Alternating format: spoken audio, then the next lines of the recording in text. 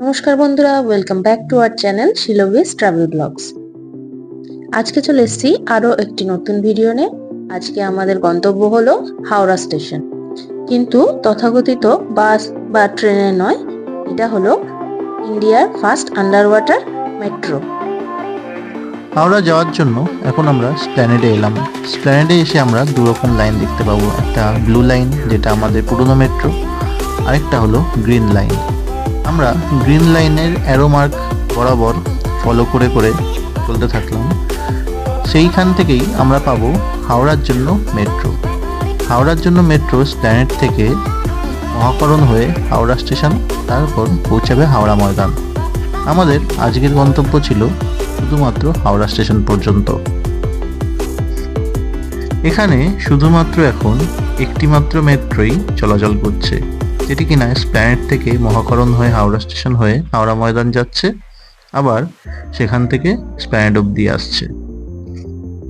এই নতুন metro station আমাদের বিদেশি মেট্রো স্টেশনগুলোর কথা মনে করিয়ে দেয়। সিকিউরিটির দিক থেকে যথেষ্ট উন্নত। আগামী দিনগুলোতে আমরা হয়তো অনেক অপ্রাসঙ্গিক ঘটনাও এড়াতে পারবো। এই মেট্রো আমাদের চলে এসছে, এবার দরজা ওপেন হবে, আমরা সবাই আস্তে আস্তে মেট্রোর ভেতর ঢুকবো। তো বলে রাখি, এই স্প্ল্যানেড স্টেশনে যেটা হাওড়া রুটে যাচ্ছে তার দরজা দুদিকেই ওপেন হয়। এরপর আসবে মহাকরণ, যার দরজা শুধুমাত্র ডান দিকে ওপেন হবে। তারপর হাওড়া স্টেশন, যার দরজা দুদিকেই ওপেন হয়। ভারতের প্রথম মেট্রো চালু হয়েছিল এই কলকাতা থেকেই 1984 সালের অক্টোবর মাসে। আবার এই আন্ডার ওয়াটার মেট্রো স্টার্ট হলো এই কলকাতা থেকেই, সেটা হলো 2024 সালের 15 মার্চ থেকে।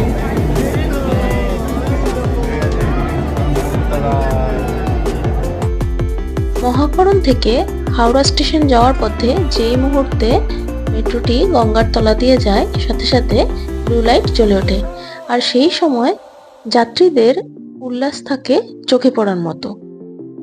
আমাদের মেট্রো এখন মহাকরণ পেরিয়ে হাওড়া স্টেশন ঢুকলো।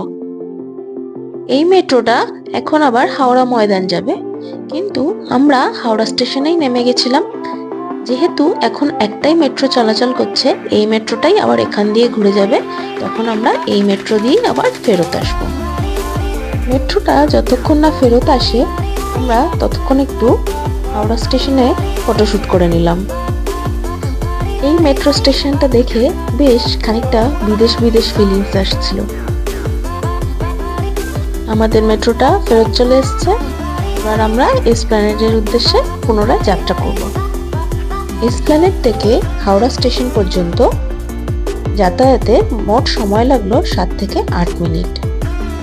এই গ্রিন লাইন রুটটি পরবর্তীকালে শিয়ালদা হয়ে সেক্টর 5কে কানেক্ট করবে, যেটির এখন কাজ চলছে। এই আন্ডার ওয়াটার মেট্রো জার্নি আমাদের তো খুব ভালোই লাগলো। আপনাদের কেমন লাগলো অবশ্যই কমেন্ট বক্সে জানাবেন। এই কথা গর্ব করে বলতে পারি যে অদূর ভবিষ্যতে এই মেট্রো যোগাযোগ ব্যবস্থা আমাদের শহরের পরিবহন ব্যবস্থাকে একটা আলাদা মাত্রা এনে দেবে, যার কেন্দ্রবিন্দু থাকবে এই এসপ্ল্যানেডে। আমাদের এই ভিডিও ভালো লাগলে লাইক করবেন, কমেন্ট করবেন ও শেয়ার করবেন, আর নতুন বন্ধুরা সাবস্ক্রাইব করবেন। শিল্লবীজ ট্রাভেল ব্লগস। দেখা হবে পরের ভিডিওতে, ততক্ষণের জন্য টাটা।